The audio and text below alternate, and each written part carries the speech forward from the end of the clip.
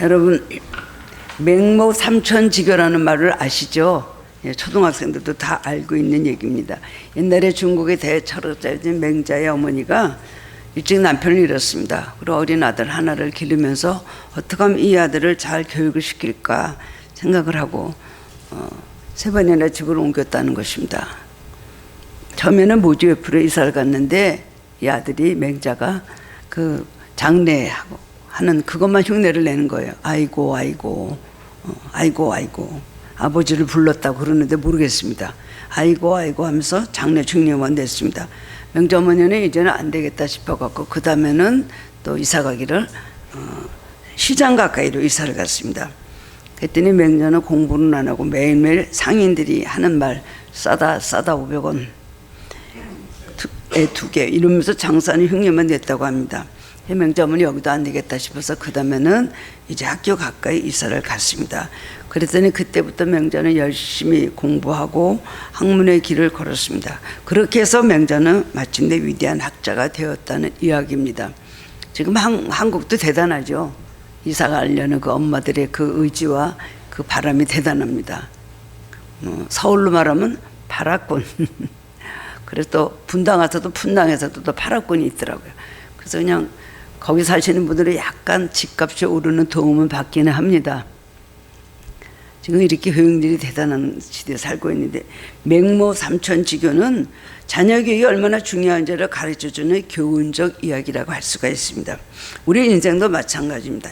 인생의 성공과 실패는 어떤 환경 속에서 무엇을 하느냐 그리고 누구를 가까이 하느냐에 따라서 크게 영향을 받고 결정이 되는 것입니다. 어렸을 때 축구 공을 갖고 다니면 매일 축구를 하기 좋아하는 아이는 자라서 그 가운데서 축구 선수가 되는 이런 확률이 굉장히 많다고 합니다. 술을 가까이 하면 술주정뱅이가 되고 책을 가까이 하면은 선생님이나 학자가 됩니다. 불량한 사람과 가까이 하면 불량한 사람이 되고 그 다음에 건실한 사람과 그 다음에 가까이 하면 착실한 인생이 되는 것입니다. 오늘 본문도 그 진리를 말하고 있습니다. 이제는 제가 임시교사를 잠깐 한 적이 있었어요. 그래서 이제 임시교사를 하면서 초등학교 학생들에게 그림을 그려보라 그랬어요. 심부름하는 그림. 너희들이 심부름할 때 어떤 심부름 하는지 한번 그림을 그려보라 그랬어요. 그랬더니 나중에 이렇게 그림을 낸 거 보니까 장식장에 술병 하나, 그 다음에 여기 또 책상 위에 담뱃갑 하나. 심부름 너는 뭘 하니? 그래. 소주 사와요. 아빠가 소주 사오라 그래요. 그 다음에 너는 무슨 심부름을 하니? 저는 담배 사러 갔다 와요. 보면은 대충 알 수가 있습니다. 아, 이 아빠가 술을 좋아하는구나, 담배를 피는구나. 그렇기 때문에 부모가 모든 것을 시청적 교육하면서 자식들에게 그냥 보여줄 때 자식들의 그것이 큰 교육이 되는 것입니다. 오늘 본문 시편 73편은 아삽의 시편입니다.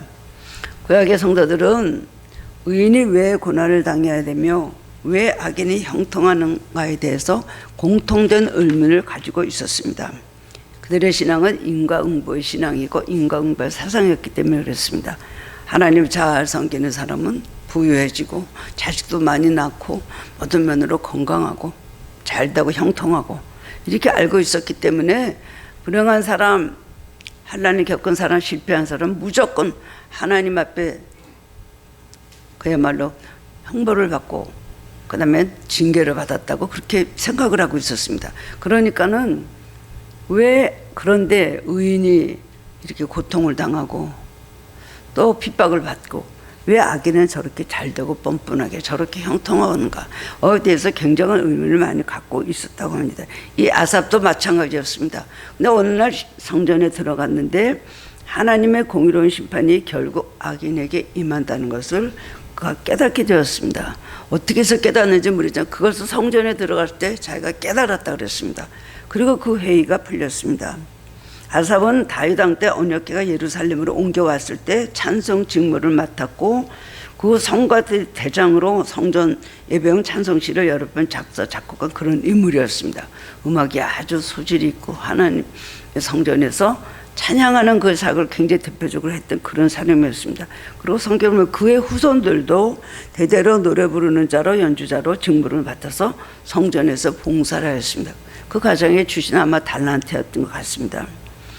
신실한 신앙인인 아삽은 인생의 여러 가지 경험과 신앙적인 경험을 하고 나면 이렇게 고백을 합니다.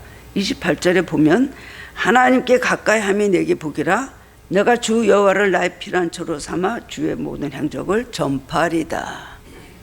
신앙의 마지막 고백이 그겁니다. 결국은 하나님을 가까이 하는 것이 축복이다. 다른 것은 없다고 그렇게 자기 신앙의 경험과 다른 사람들은 모든 또 신앙 경험을 인생의 경험을 보면서 느낀 것이 바로 그런 결론이었습니다. 결국 하나님께 가까이 하는 것이 진정한 축복임을 깨닫고 하나님 가까이 하고 피난처로 삼아 반드시 그 다음에 승리해서 나는 하나님의 하실 일을 전파하겠다. 그렇게 선언을 하고 있습니다. 우리가 하나님 가까이 반드시 승리하게 되는 이유가 무엇일까요? 28절에 나오는 하나님이라는 단어는 히브리 성경에 보면 엘로힘입니다. 엘로힘은 성경에 2600회 이상 나오는 표시되는 그런 말로 하나님을 표시하는 그런 단어입니다. 그래서 창조자 하나님, 전능자 하나님, 권능의 하나님, 가장 능력이 강하신 하나님의 뜻이 엘로힘 하나님입니다. 그러므로 엘로힘 하나님 가까이 하면 반드시 강한 능력으로 승리하는 인생이 되는 것입니다. 오늘 본문의 말씀을 통해 깨달음을 얻고 함께 은혜를 나누는 귀한 시간이 되길 원합니다. 첫 번째로는 하나님을 가까이 하는 자기 복이 무엇일까요? 아삽은 한때 세상사들이 잘 되는 모습을 보면서 마음에 갈등이 생기고 회의가 왔습니다. 본문 앞 2절 5절 보면요, 그들은 하나님을 배반하고 죄악 가운데서 제목대로 사는데도 불구하고 만사가 형통하고 사람들이 당하는 고난과 재앙이 그들에게는 없고 죽을 때도 고통이 없이 죽습니다. 이거를 보고 아삽은 자기는 실족해서 넘어질 뻔했다 그랬어요. 시편 37편에도 그런 말씀이 많이 있습니다. 악인의 형통함에 대해서 불평하지 마라. 투기하지 마라. 그들은 속히 배임을 밭의 채소같이 속히 배임을 당할 것이다. 너희는 여호와를 의지하고 선을 행하라.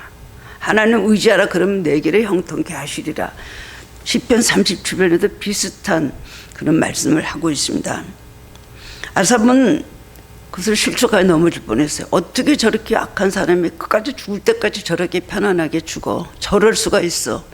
그리고 회의가 오고 그렇다면 내가 이렇게 고생하면서 예수 하나님 믿을 게 뭐가 있나 라는 생각을 했다는 것입니다. 부정적인 생각이 들었습니다. 그런데 시간이 흐르네 보니까 악인들의 삶을 지켜보게 되고 그것이 아닌 것을 알게 되었다는 것입니다. 첫 번째로는 악인들의 길은 짧고 불확실하다는 것이며 그들의 파멸은 확실하고 갑작스럽다는 것이며 그 다음에 그들의 형통함은 전혀 불허할 만한 것이 못 된다는 것을 깨달은 것입니다. 아멘이죠. 우리의 역사를 보면 이것을 알 수가 있습니다. 악인들이 형통하는 것 같이 보일 때가 얼마나 많습니까? 그들이 강자가 돼서 선하고 그 다음에 약한 자들을 누리며 살고 또 많은 피해를 입고 정말 악한 강한 사람들 때문에 너무나 많이 고통당하고 이 세상에서 사라지는 역사에 그런 일들이 너무나 많습니다. 그럴 때 하나님은 어디 계십니까? 우리의 믿음은 무엇입니까? 라고 우리는 회의를 할 수가 있어요. 조롱도 당하고 핍박도 당하고 그들이 실패도 하고 정말 존재 없이 사라지는 것을 보게 됩니다. 그러나 오랜 동안 역사를 두고 보면 하나님의 의는 확실히 살아계십니다. 하나님만이 모든 것을 주관하시기 때문에 이 시대에도 하나님을 대적하는 악인들은 잠시는 잘 되는 것 같지만 결국은 망하게 되고 하나님을 가까이 하는 의인의 고난을 많이 받고 실패하는 것 같아 보이지만은 마침내는 영광스러운 승리를 거둔다는 것입니다. 아삽은 본문 25절 26절에서 이렇게 말했습니다. 하늘에서는 주 외에 누가 내게 있으리요 땅에서는 주밖에 내가 사모함이 없나이다. 내 육체와 마음은 쇠약하나 하나님은 내 마음의 반석이자 영원한 분깃이라고 하면서 오직 하나님만을 의지할 분은 하나님 한 분이라고 그렇게 고백을 하고 있습니다. 하나님만이 인생 만사, 인류 역사, 우주 만물의 운영을 주관하는 절대적인 주관자이지만 그가 알았기 때문입니다. 아삽은 자신의 육체와 마음은 연약하지만 하나님이 반석이 되시고 분깃이 되심을 찬양하고 있습니다. 우리도 살다 보면 육체와 마음이 세상의 풍파와 어려움에 짓눌리고 무너질 때가 얼마나 많습니까? 의인은 고난이 많습니다. 의롭게 살려는 사람, 믿음으로 살려는 사람은 사탄의 공격을 많이 받기 때문에 결국 많은 그런 세상에서 고통을 많이 당하고, 하나님 편에서 보면 연단이고 세상에서 보면 정말 지질이 많이 고통당하는 사람으로 그렇게 보입니다. 높은 산에 있는 나무가 바람을 많이 맞는 법입니다.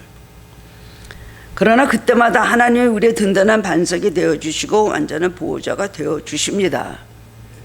분깃은 나에게 배당된 목소리 재산을 의미하는 것으로 하나님이 내 인생의 모든 것을 내려주시는 공급자라는 것입니다.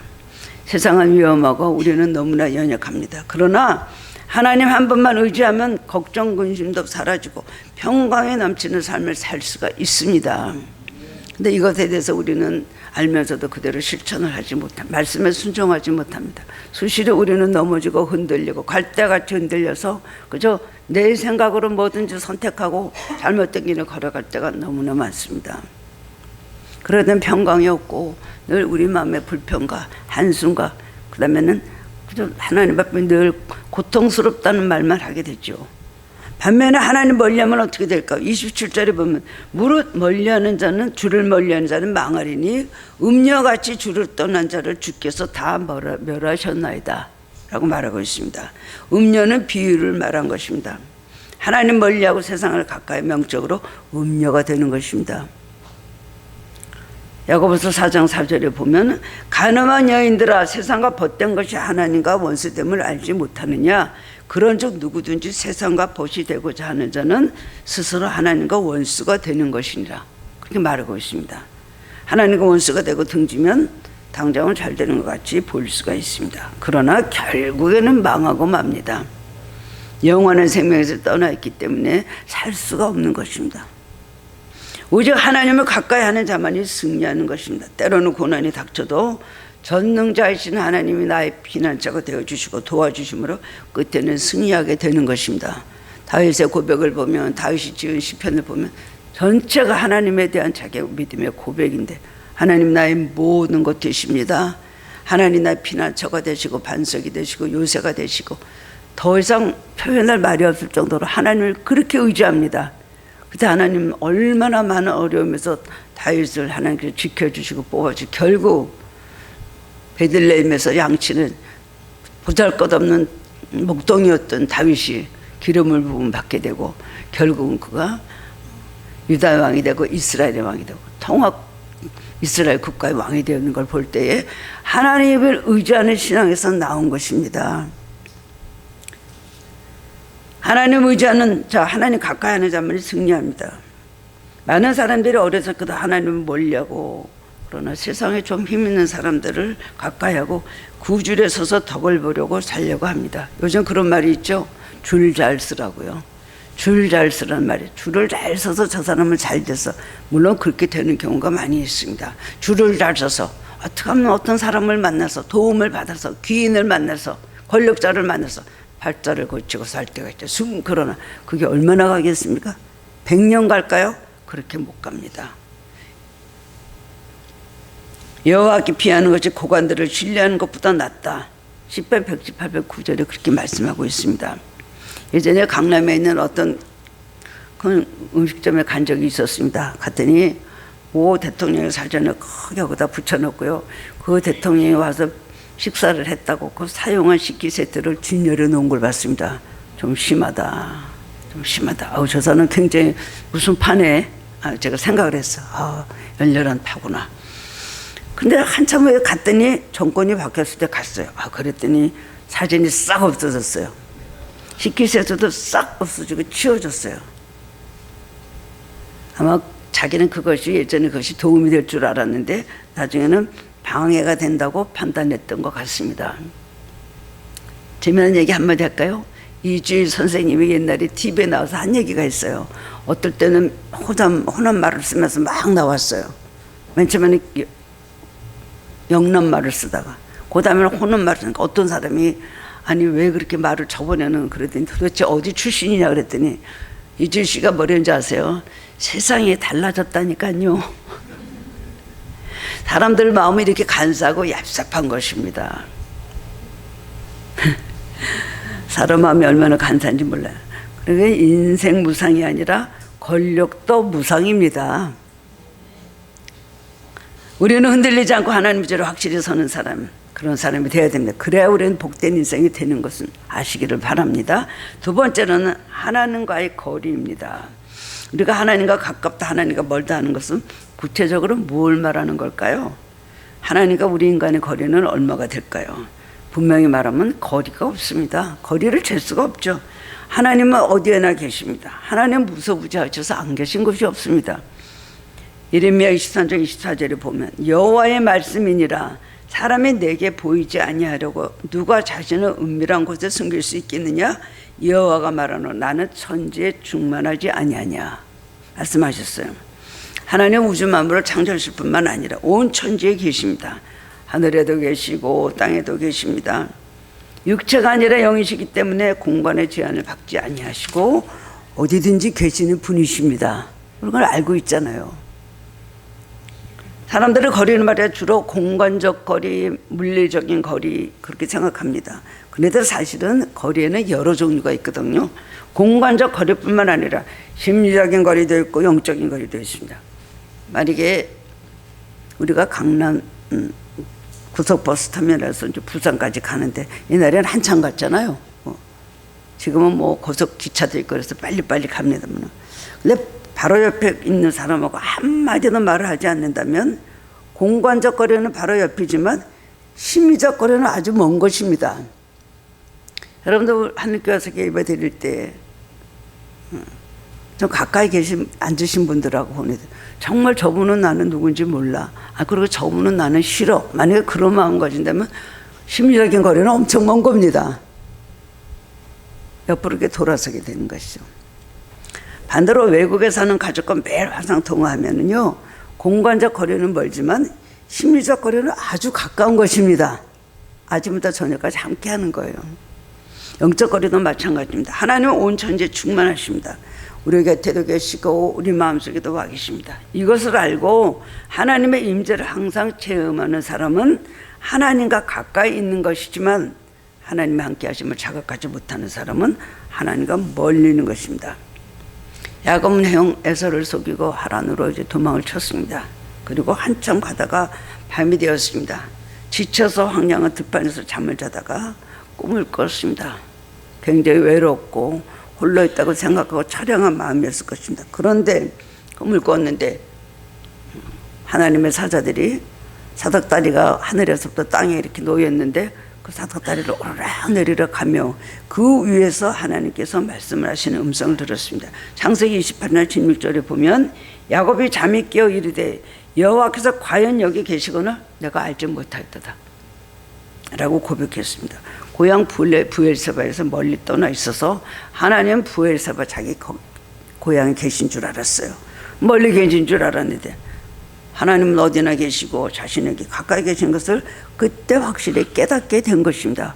그래서 자다가 깨어 일어나서 그러면 베개에 있던 그 돌을 세워서 그 다음에 기름을 붓고 여호와께서 여기 계신 건 내가 알지 못하였다 하고 그곳 이름을 베델 하나님의 집이라는 이름을 붙였습니다. 누가복음 24장에도 보면 예수님이 부활하신 날 제자들이 힘없이 고향 엠마오로 내려가고 있습니다. 그들이 가고 있는 도중에 예수님께서 나타나셔서 대화에 그야말로 이제 함께 하셨어요. 근데 예수님 이제 전혀 알아보지 못합니다. 그죠? 예수님이 십자가에 달려 돌아가신 것만 슬퍼가지고 우리는 그분이 이스라엘을 구속할 자인 줄 알았는데 그렇게 십자가에서 돌아갈 때 막 슬퍼하면서 그냥 좌절하면서 말을 합니다.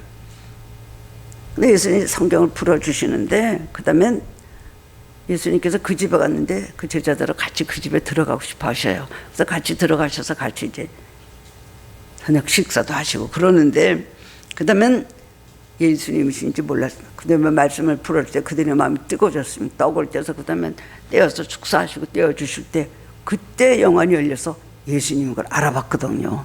예수님 갑자기 사라져서 그 다음에는 예수님 거기 계시지 않았습니다. 그들은 십자가 달리신 예수님이 그 다음에는 부활하셨다는 걸 알고요. 그 다음에는 다시 그 밤에 예루살렘을 열심히 달려와서 그 공동체에 와서 우리가 부활하신 예수님 만났다고 그 다음에 거기서 그렇게 간증을 합니다. 공간적으로 바로 옆에 계셔도 영적으로 멀면 하나님을 볼 수 없습니다. 하나님과 여러분 멀 수밖에 없는 것입니다. 여러분 삶에 내가 고통당할 때 주님 나를 아실까? 너무나 잘 아시죠. 내가 아플수록 더 가까이 하시면, 내가 연약할수록 더 붙잡아 주시고 걱정하십니다.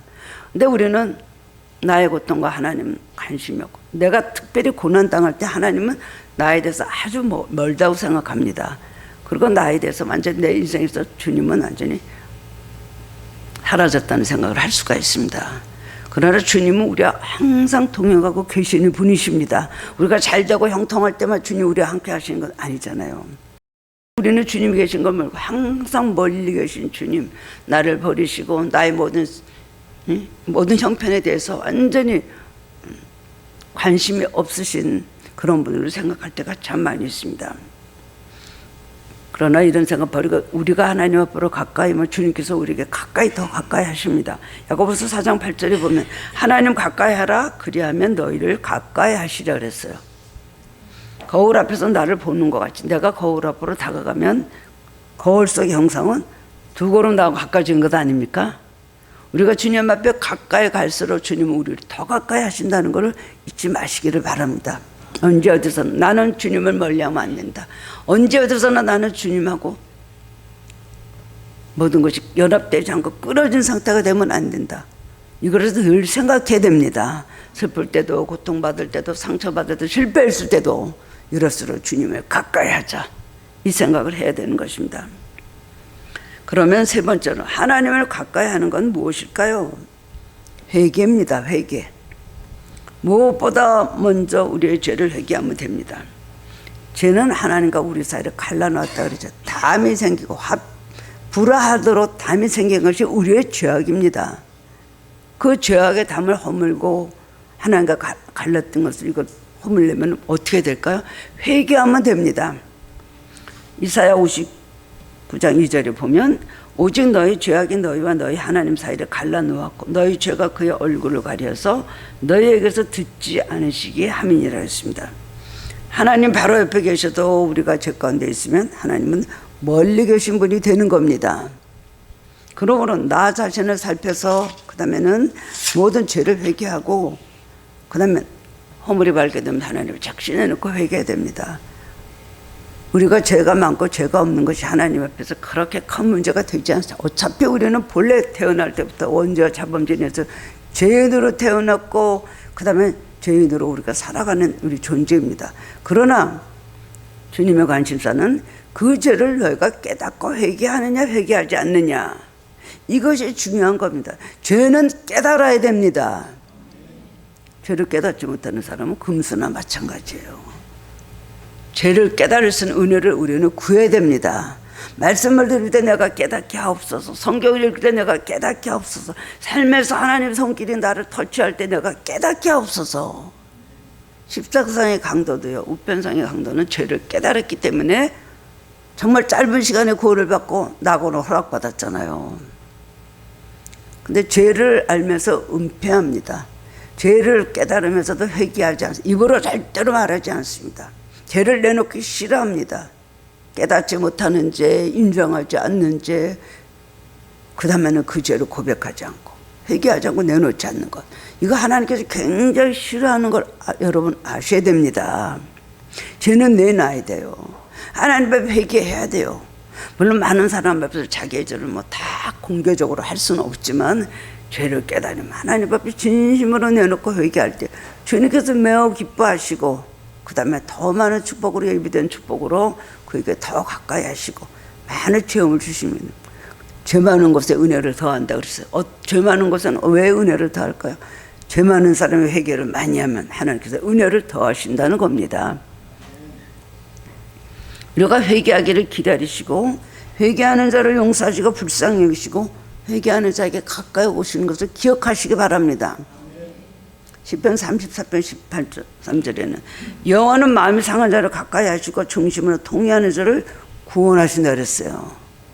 중심으로 통회하려면 어떻게 될까요? 제 경우를 보고도 그렇고 다른 분의 경우를 볼 때 죄를 회개하고 회개하지 않는 이 차이가 뭐가 있냐 생각해 봤습니다. 붕회에 가서 아니면 뜨거운 집에서 찬양 부르면서 손 올리고 눈물 흘리고 막 천부에 의지 없어서 손 들고 옵니다. 아무리 그래도 회개를 하고 회개하지 않는 차이는 누가 보시고 할까요? 주님께서 평가하시는 겁니다. 어디서 알 수 있어요? 죄를 회개한 사람은 다시 그 죄를 짓지 않는 것이 죄를 회개하는 것입니다. 우리 인간은 죄인이기 때문에 또 연약하니까 죄를 회개하고도 다시 또 그 죄를 범할 수가 있습니다. 개가 더한 것을 다시 먹는 것 같은, 돼지가 누웠다가 더러운 것을 다시 또 씻었다가 다시 누는 것 같은, 성경 말씀대로 그런 일이 있죠. 그러나 죄를 회개하고 자꾸 회개하고 하다 보면은 우리가 전혀 거듭나고 성화되는 것입니다. 회개하지 않는 것, 주님께서 너는 회개 안 했어. 아무리 눈물을 흘리고 아무리 용서해달라고 기도를 많이 하면 뭐합니까? 고치지 않으면 너는 회개하지 않았다로 주님께서 마지막으로 그것으로 단정 지으시는 거예요. 그리고 그렇습니다. 또 느끼게 왜 우리가 죄를 입으로 말을 안 할까? 깨달으면서도 죄를 알아요. 내가 지은 죄가 있습니다. 정말 흉악한 죄를 지면 자기가 그걸 모르겠습니까? 양심으로, 인간적인 양심으로 알죠. 그런데 절대로 입으로 고백을 안 해요. 왜 안 할까요? 속에서 고백을 안 하게 하는 거더라고요. 마귀가. 너 절대로 고백하지 마. 너를 절대 죄를 고백하지 마. 아, 너 그렇지 않아. 그때 그런 마땅한 일이 있어서 너는 합당하게 그랬는데 뭘 그걸 갖고 입으로 말해. 입으로 죄를 말하지 않게 해요. 그럼 왜 그럴까요? 입으로 죄를 고백하는 순간에 마귀는 쫓겨나가야 되거든요. 고백하는 순간에 마귀는 탁 튀어나갑니다. 왜 그래서 고백을 하지 않고 나는 안 그렇습니다라고 하는 이유가 뭘까요? 마귀는 다시 그 죄를 짓게 하기 위해서 절대로 입으로 고백을 하게 하지 않습니다. 내가 잘못된 입으로 고백을 해야 돼요. 고백을 할 때 마귀가 나갑니다. 다시는 그래서 그 죄를 반복하지 못하게 하는 겁니다. 그런데 나는 회개하기 싫어. 나는 입으로 절대로 인정하기 싫어 하는 건 뭐예요? 다시 그 죄를 짓겠다는 마귀의 결단인 거예요. 알아야 되는 것입니다. 마음으로 통회하는 자를 하나님께서 오셔서 구원해 주십니다. 하나님 속이시는 분이, 속는 분이 아니시죠. 경홀히 여기시는 없이 여기는 받는 분이 아니시죠. 우리가 어떻게 속입니까? 하나님 앞에 진정으로 회개할 때 하나님께서 그걸 보시고 우리의 회개를 받으신다는 겁니다.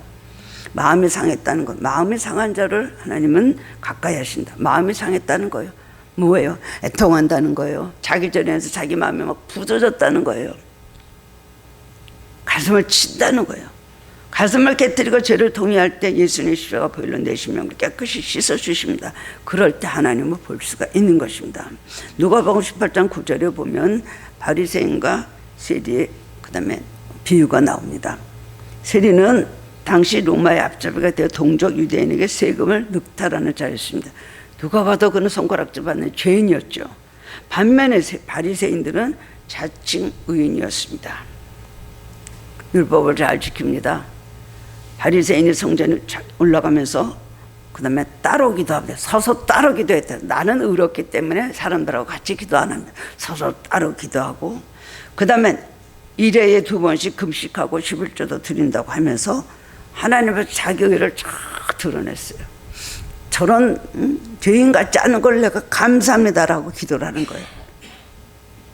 그런데 세례는 멀리 서서 감히 고개를 못 들고 나는 죄인이었습니다. 불쌍히 여기소서. 그리고 울부짖었습니다. 그때 예수님 뭐라고 하셔서 어느 사람이 의롭고 어느 사람이 기도를 들어주시겠느냐. 바리새인은 오히려 책망하시고 세리가 의롭다고 말씀하셨습니다. 세리가 죄인이지만 회개할 때 죄사함을 받고 하나님께 가까워지고 의롭다함을 받는다는 것입니다. 하나님 과거를 묻지 아니하시는 분이십니다. 물론 그렇다고 우리가 세리같이 살 수는 없습니다만 하나님의 지나간 과거보다도 회개하고 그때부터 어떤 삶을 사느냐가 중요한 겁니다. 우리에게 기적을 주시기 원하시는 이유는 어디 있을까요? 하나님 우리에게 많은 기적으로 우리에게 하나님 살아계신 보여주고 싶어 하시고 성경에도 보면 예수님 오셔서 수많은 기적과 유적 표적을 행하셨습니다. 그거로 끝나나요? 우리에게 기적을 주시고 체험하게 하신 이유는 우리가 기적을 체험한 다음에 그때부터 기적 위의 삶을 어떻게 살 것이냐. 너에게 기적을 주신 그 예수님 누구시냐. 너의 구세주가 되시느냐. 깨닫고 우리 삶이 변화되길 바라신다는 겁니다. 우리 하나님 앞에서 작은 죄라도 회개하고 막힌 담을 헐고 하나님께 나아가야 됩니다. 큰 죄, 작은 죄가 중요한 것이 아니라 작은 것에는 덮어버리고 큰 죄만 좀 회개하려고 하는 이런 모습들이 잘못된 것입니다. 하나님은 절대로 죄를 싫어하십니다. 그 죄가 우리 인간이 얼마나 불행하며 그 죄 때문에 저주를 받은 걸 아시기 때문에 어떤 죄든지 깨닫기 원하십니다. 작은 죄를 자꾸만 우리가 그것을 은폐하고 덮고 그 다음에 자꾸만 그 죄를 번복을 하다 보면은 작은 도둑이 큰 도둑이 된다는 것입니다. 나중에는 죄에 대해서 아무 감각이 없습니다. 죄를 그냥 먹고 마시면서도 죄인지를 모르는 거예요. 그러다 나중에는 돌같이 굳어져 갖고 완전히 그 다음에는 하나님 앞에 열린 마음으로 나아갈 수가 없습니다. 그렇기 때문에 작은 죄를 회개할 때 자꾸만 우리 심령이 더 맑아지고 순수해져서 청결해져서 그 다음에 죄에 대해서 더욱더 우리들이 이민해주고 죄를 짓지 말아야 되겠다. 하나님 앞에 의롭게 살아야겠다는 그런 우리 삶이 생활이 나온다는 것입니다. 우리는 기도함으로 하나님께 가까이 나갈 수 있습니다. 기도는 하나님과 대화하는 것입니다. 무엇이든 기도로 우리가 하나님을 찾으면 하나님 응답하시고 우리에게 가까이 나타나 주십니다. 우리의 기도의 연결, 그야말로 기도로 하나님께 나아갈 수 있는 통로를 열어주시고 그 다음에 기도의 파이프를 열어주셨어요. 그렇기 때문에 하나님과 나아갈 수 있는 길은 예배와 기도밖에 없습니다. 그리고 예배와 기도를 잘 하나님 앞에 드릴 수 있도록 말씀을 읽으면서 어떤 예배를 드리고 어떤 기도를 해야 된다는 것이 우리가 말씀에서 깨달아지는 것입니다. 무엇이든지 기도로 우리가 하나님을 찾으면 하나님 응답하시고 우리에게 가까이 나타나 주시고 그리고 간절히 찾으면 만나 주십니다. 자꾸만 간절히 기도하면 무엇으로든 우리에게 응답을 해 주십니다. 깨달아 알게 하시고 감동도 주시고 아니면 생각으로 달라지게 하시고 그 다음에는 또 환상으로 꿈으로 아니면 말씀을 읽을 때 뜨거우면서 마음이 막 찢어지는 깨달음이 있습니다. 그리고 주변에 있는 모든 사람들 통해서 어떤 말씀 우리에게 줄 때 그것을 깨닫게 하시는 겁니다. 주님을 만나려고 하면 반드시 만나 주십니다. 주님은 우리들이 주님을 자꾸 만나기를 원하시거든요. 그렇기 때문에 우리가 주님을 찾을 때 주님 절대로 외면하시고 나타나 주십니다. 근데 왜 응답 안 해주실까요? 기도하는데 왜 안 나타나 주실까요? 라고 우리는 많은 반문을 하죠. 기도하느라고 하는데요. 근데 왜 응답을 안 해주실까요? 저 기도 참 많이 하거든요. 그럼 기도 더 하세요. 그 그릇이 아직 안 채워졌다고 생각하시고 기도하면서 뭔가 고칠 점이 있는데 고치지 않고 있으면 자꾸만 기도를 그 다음에 응답을 연기시켜 주십니다. 기도하면서 자꾸만 깨달아 알게 하시는 거예요. 그 기도를 통해서 자꾸만 내가 이렇게 해 주십시오. 목적을 놓고 그 다음에 자기 기도 제목 놓고 하다 보면 안 이루어지면 어떻게 돼요? 하다 보면 나중에는 기도하다 보면 깨닫게 해 주시는 거예요. 그렇기 때문에 여호와께서는 자기에게 간구하는 모든 자 자기에게 간구하는 자에게 가까이 하신다 그랬어요. 기도하는 사람은 기뻐하십니다. 기도하는 사람은 겸손한 사람입니다. 기도 안 하는 사람은 교만한 사람입니다. 성품이 겸손하고 성품이 정말 어디 가든지 자기를 드러내지 않고 이런 사람들 기도 안 하면 교만한 사람입니다. 교만하다면 아니요. 절대 교만하지 않습니다. 저는 어디 가도 교만하다는 소리를 들어본 적이 없습니다. 저는 절대로 제가 잘났다고 생각 안 하는데 하면서 기도 안 하는 건 굉장히 교만한 거예요. 기도하는 사람은 하나님 의지하는 사람이기 때문에 겸손한 사람입니다. 내 힘으로 못 살기 때문에 하나님 의지다 합니다 하고 하나님 의지하기 때문에 겸손하다는 것입니다. 하나님 위로 축복 기도하는 사람에게 풍성하게 임하는 걸 믿으시기 바랍니다. 그 다음엔 고난입니다. 고난을 당할 때 하나님께 가까이 나갈 수 있습니다. 우리는 고난을 당할 때는 하나님 우리를 돌봐주시지 않는다고 생각하고 하나님을 멀리합니다. 그러나 사실은 그 반대죠. 고난 당할 때 우리를 더 불쌍히 여기시고 우리에게 더 가까이 다가오십니다. 그 뜻을 모르니까 어른이 현실만 보고 섭섭해하고 시험에 들면 하나님과 멀어지고 삶은 더 심각하게 꼬이고 복잡해지는 것입니다. 현실을 보고 우리가 무조건 보는 대로만 속단하지 말아야 됩니다. 이것은 실패야. 이건 뭔가 잘못됐어. 라고 속단하면 안 돼요. 그것을 통해서 하나님 그 축복으로 성공을 가게 하십니다. 하나님 아직 공사 중이신데 여러분 중공검사 안 떨어졌다고 그냥 답답해하고 낙심하고 원망하면 되겠습니까? 그냥 여러분 생각할 때 아직 안위를 좀, 하나님 지금 공사 중이시구나. 아직 진행 중이시구나. 그걸 먹고 하나님께서 어떻게 할지 두고 계속 보면서 인내하면서 계속 기도하면서 그리고 고난을 잘 통과하시기를 바랍니다. 그것이 믿음 있는 사람, 큰 믿음의 사람의 자세라고 할 수가 있습니다. 어느 해외 교포 이야기입니다. 그 사람 외국에 살던 나는데 요즘은 외국에 있는 분들이 한국에 나와서 의료비가 싸잖아요. 수술비가 외국은 어마어마하죠. 억대 돈이 나가죠. 근데 한국은 뭐 그냥 그렇지 않아요. 한국 나와가지고요. 그래서 또 의료보험을 이중으로 해갖고 나오는 그런 교민들이 있더라고요. 그래서 수술 받으러 한국에 많이 옵니다. 어떤 집사님이요, 겸사겸사 한국에 나왔다가 나온 김에 치질 수술이나 할까? 한국 치질 수술이 정말 잘한다는데 하고 수술을 받게 되었습니다. 그래도 좀 겁이 난 거예요. 평생 건강해서 수술을 받은 적도 없는데 한국에 혼자 나와 있거든요. 아무도 없고 하니까 마음이 조금 이제 긴장이 됩니다. 근데 긴장을 하고 있으니까 그 다음에 간호사가 오더니 부분 마취를 할 겁니다 하면서 헤드폰을 끼워주는 거예요. 이건 뭐요? 그랬더니 수술 받으실 때 긴장을 풀기 위해서 음악을 들으라는 겁니다. 가요를 들으실래요? 클래식을 들으실래요? 찬송가를 들으실래요? 그러는 거예요. 그래서 그래도 자기가 예수 믿는 사람이니까 찬송가를 듣겠습니다. 그래서 찬송가를 이제 귀에다 꽂고 그 다음에 어떤 거예요? 그러니까 382장 너 근심 걱정 말아라 주 너를 지키리 이거 좀 들려주십시오. 그래서 그거를 좀 어렸을 때부터 불렀던 찬송이에요. 그걸 듣고 있는 사이에 수술은 끝났습니다. 수술이 아주 잘 됐습니다. 근데 그분이 수술을 마치고 나오면서 수술이 잘 됐어요? 잘 됐군요. 근데 얼마쯤이면 이게 날까요? 얼마쯤 될까? 뭐 이런 걸 물어본 게 아니에요. 나오자마자 내가 어렸을 때 신앙생활 했지만 이번처럼 찬송가가 은혜스러웠던 적은 처음입니다. 그거 보고 했다는 거예요. 우리가 편할 때 형통할 때는 하나님 곁에 와 계셔도 우리가 의식하지 못하고 멀리합니다. 그러나 우리가 고난당하면 찬송과 기도가 간절해지고 하나님을 찾고 의지합니다. 여러분의 신앙이 정말 튼튼한가 튼튼하지 않은가 큰 믿음인가 작은 믿음인가 뭘 보면 알 수 있어요? 하나님 뭘 가지고 우리를 그거를 테스트하십니까? 시험이죠. 시험 고난이죠. 흔들어 보는 거예요. 우리를 똑할 때는 다 뭐 편안할 때는 똑같이 하나님 찬양합니다. 하나님 사랑합니다. 또 웃고 막 즐겁게 기쁘게 참 멋있게 다 신앙생활을 해요. 그러나 시험 딱 당해보시죠. 얼굴색이 낯빛이 달라지고 그냥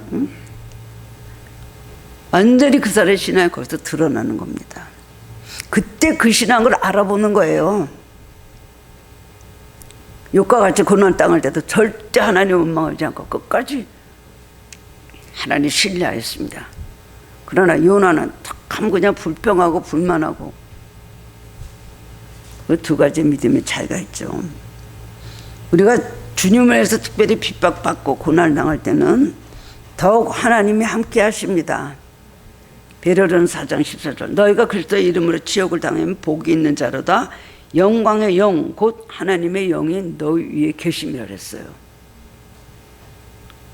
사도행전 27장 보면 바울이 복음 전하다 죄세 몸이 돼서 로마로 호송되는 장면이 나옵니다. 근데 바울이 배를 띄우지 마셔야 했는데 그냥 선장하고 백부장이 말을 안 듣고 배를 그냥 항선을 했어요.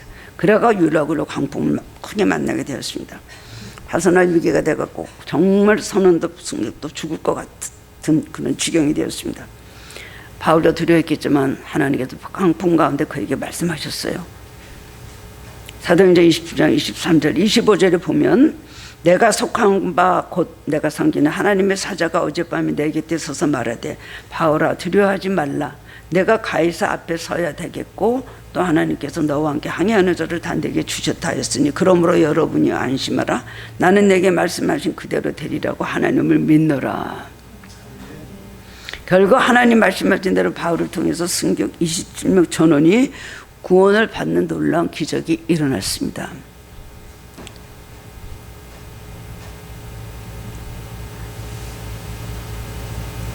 내가 속한 바 곧 내가 섬기는 하나님의 사자. 저는 이 말씀 굉장히 좋아합니다. 내가 뺏기고 힘들고 어려운 내가 속한 바 내가 섬기는 하나님. 예. 하나님 우리 늘 보호해 주시고 하나님을 가까이 하려고 어떤 경우에도 고난 가운데 하나님을 가까이 하고 그 마음에 변치 않고 하나님의 사랑에 대해서 불신하고 하나님과 그야말로 불평하고 하나님과 담을 쌓으면은 그다음부터는 일이 더 꼬이고 더 삶이 심각해지고 위기에 빠지게 됩니다. 우리가 연약할수록 우리가 괴로울수록 우리가 힘들수록 우리가 외로울수록 하나님을 의지하면 엘로힘 하나님은 우리와 더욱 가까이 하시고 그 다음에 승리 역사를 보여주시고 영광을 받으십니다. 우리가 어떻게 하면 승리하고 어떻게 하면 우리는 행복할 수 있을까요? 답은 하나입니다. 세상을 가까이 하는 게 아니라 사람을 가까이 하는 게 아니라 하나님을 끝까지 가까이 하는 것입니다. 하나님께 더 가까이, 더욱더 가까이 이 진리를 붙잡고 실천함으로 승리하는 하나님께 성도님들 되시기를 주님의 이름으로 축원합니다. 하나님 주님 은혜를 감사드립니다. 거룩한 주님 전에 나와서 복된 말씀으로 다시 한번 깨닫고 마음을 다시 한번 다잡게 하시니 감사합니다. 주님 알고 있음에도 불구하고 주님 세상 것에 우리 마음을 빼앗길 때가 너무나 많이 주님 아는 것이 내 삶에 들어오고 너무나 하나님 그러므로 하나님 여러 가지로 추하게 되고 그리고 하나님 아닌 것이 우상이 돼서 우리 마음에 자리 잡고 있을 때가 얼마나 많이 있습니까? 입으로는 가까이 한다고 하면서 마음으로 생각하는 주님과 멀리할 때가 너무나 많이 저희들의 부족함을 용서하여 주시기를 원합니다. 나도 모르게 변질되는 내 생각, 나도 모르게 변심하는 우리의 마음, 나도 모르게 딴 길로 가는 우리의 모든 행실들 주님께서 기억하시고 용서하시고 그때마다 우리 마음에 깨닫게 하시고 항상 바른 길을 걸어갈 수 있도록 도와주시기 원합니다. 하나님을 가까이 하는 것이 우리 삶의 모든 문제 해결에 아버지 하나님 해답인 줄 우리가 알게 하시고 그 뜻대로 살아갈 수 있게 해 주옵소서. 주님을 가까이 하는 자의 마음에 평안과 기쁨이 있는 걸 압니다. 천국이 항상 임하여 있는 것을 압니다. 주여 도와주시고 쓸데없는 것에 마음 뺏기고 세상 것에 우리가 하나님 붙잡으려고 욕심 부리지 말고 하나님 앞에 주님을 가까이 함으로 주님을 소유함으로 축복받는 삶이 되게 하여 주옵소서. 감사드렸고 예수님 이름으로 기도드리옵나이다. 아멘.